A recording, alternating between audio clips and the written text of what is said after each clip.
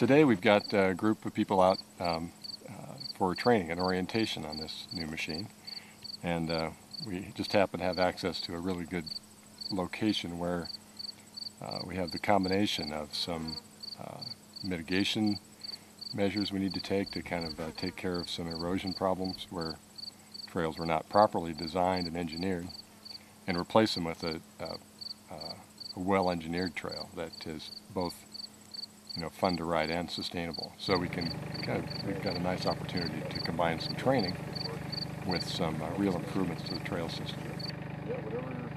As we learn more and more about the need to develop sustainable trail systems that were not dumping sedimentation into streams and were stable and staying in place, there's no denying that that's the direction of our sport really relied on, getting our trails in the kind of shape that we could be proud of. We could be proud to take anybody out into the forest and show them about our sport. And it was no longer just a luxury about trying to save my own back.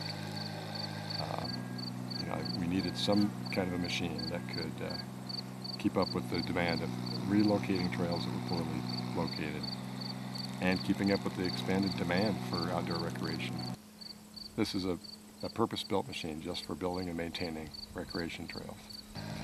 It has a 6-way dozer blade on the front of the machine, driven by steel dozer-type tracks, and a hoe and bucket and thumb over the front of that 6-way blade for doing the more heavy-duty grubbing and rock and stump removal.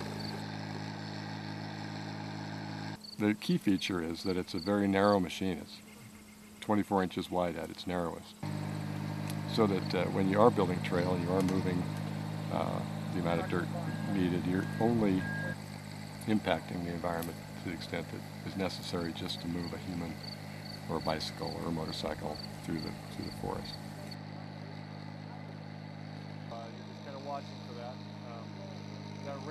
The remote control feature allows you to build even more technically challenging trail, narrower trail than you might otherwise, where there are conditions that you might normally have to cut several trees down to make a wide enough path for the operator to feel safe.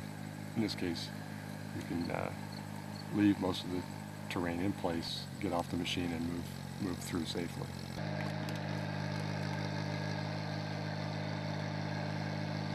This training started yesterday.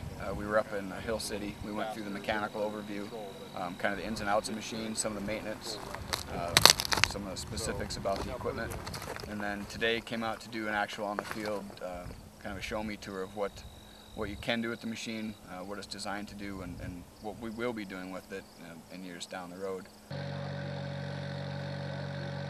From what I've seen, like I said, this is the first time using the machine, so the remote control joysticks are a little different to operate, but it's very straightforward. There'll be a learning curve on it for sure, but it seems to be really sound and pretty easy to operate for novice users.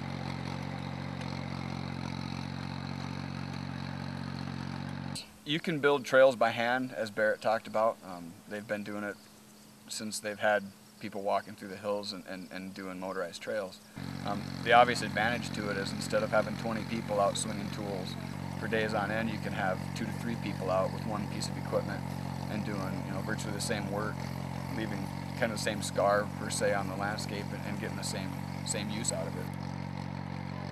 After we get more familiar with this machine and we become better operators, our production is going to go up substantially, and that's when we're going to see the real benefits to the machine, is being able to go out with the user groups, show them where we want to go, and have them work with us so that we can produce a lot of trail in a short amount of time.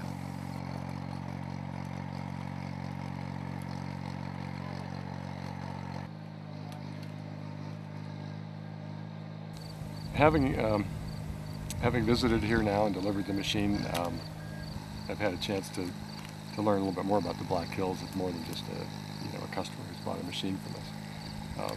What I've found is this is exactly the setting, this is exactly the type of land management environment, and exactly the kind of user community that we had in mind for this machine. The combination of volunteers, informed, really state-of-the-art informed management teams who understand about recreation, not just transportation, but actual recreation trails, has been incredibly rewarding.